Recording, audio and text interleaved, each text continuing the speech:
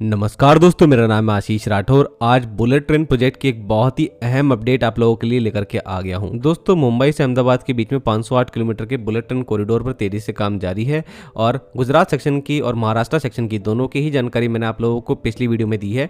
हर महीने आप लोगों को मैं एक डेडिकेटेड वीडियो देता हूँ बुलेट ट्रेन प्रोजेक्ट को लेकर के, कितना उसमें काम हो गया है। तो अभी एक और नई अपडेट आ गई है दोस्तों, जो कि पिछली वीडियो से थोड़ी और ज़्यादा आपको जानकारी मिल जाएगी इस वीडियो में। तो पिछली वीडियो में आप लोगों ने जाना कि कितना वायडक्ट का काम हो गया, मतलब बुलेट ट्रेन का जो एक एलिवेटेड कॉरिडोर है वो कितना बन गया गर्डर लॉन्चिंग की वजह से। तो वो 317 किलोमीटर का वायडक्ट का काम कंप्लीट हो गया था अगस्त तक। तो एक नई अपडेट अभी हाल ही में अश्विनी वैष्णव जी ने खुद दे दी है 7 सितंबर को। ये वायडक्ट का काम अब 2 किलोमीटर आगे बढ़कर के 319 किलोमीटर का हो गया है। 319 किलोमीटर का बुलेट ट्रेन का एलिवेटेड कॉरिडोर तैयार है। अप्रॉक्स 50 किलोमीटर के प्रायोरिटी सेक्शन में ट्रैक बिछाने का काम भी चल रहा है और यहाँ पर जो OHA के लिए मास्ट इरेक्ट करे जाने थे वो भी लगभग 40 किलोमीटर तक इरेक्ट किए जा चुके हैं और नॉइस बैरियर भी लगभग 3 लाख से भी ज्यादा लगा दिए गए हैं।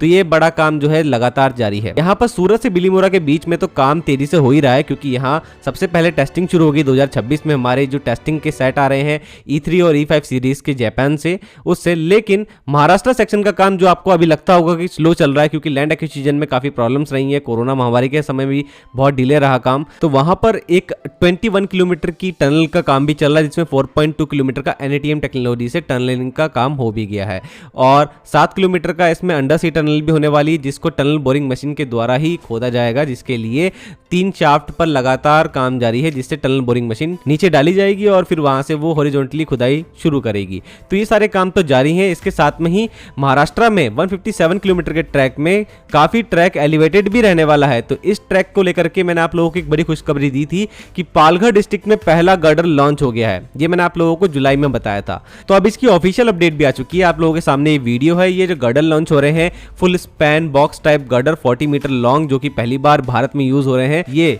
फुल स्पैन लॉन्चिंग गैंट्री के द्वारा लॉन्च किए जा रहे हैं। तो ये पालघर और दहानू के बीच में लगातार काम जारी है महाराष्ट्र में। तो इस तरीके से आप लोग आज जान गए होंगे कि कैसे महाराष्ट्र में भी गर्डर लॉन्चिंग का काम शुरू हो चुका है और वायडक्ट का काम महाराष्ट्र में अब आगे बढ़ रहा है। आई होप आप लोगों को ये काम जानकर के काफी खुशी हुई होगी और आप लोगों की खुशी को मैं दोगुना कर देता हूं दोस्तों। अब ये वायडक्ट का काम शुरू हो गया है, तो अब ट्रैक के लिए भी पहले ही national high speed railway corporation NHSRCL ने टाई अप कर लिया है लार्सन एंड ट्यूब्रो के साथ में। उनको एक बड़ा ऑर्डर दिया है कि वो महाराष्ट्र के 157 किलोमीटर के सेक्शन में, जो कि मुंबई के BKC बांद्रा कुर्ला कॉम्प्लेक्स से शुरू होकर जरोली विलेज, जो कि महाराष्ट्र और गुजरात के बॉर्डर पर पड़ता है, जहां तक हमारा 157 किलोमीटर का महाराष्ट्र का ट्रैक खत्म हो रहा है, तो वहां तक ट्रैक बिछाने का पूरा काम लार्सन एंड ट्यूब्रो को दे दिया है। और साथ में ही जो 4 स्टेशन है, जिसमें BKC से लेकर के थाने, विरार, बोईसर, ये 4 स्टेशन जो महाराष्ट्र में पड़ेंगे, यहां पर भी ट्रैक बिछाने का काम लार्सन एंड ट्यूब्रो L&T को दे दिया गया है।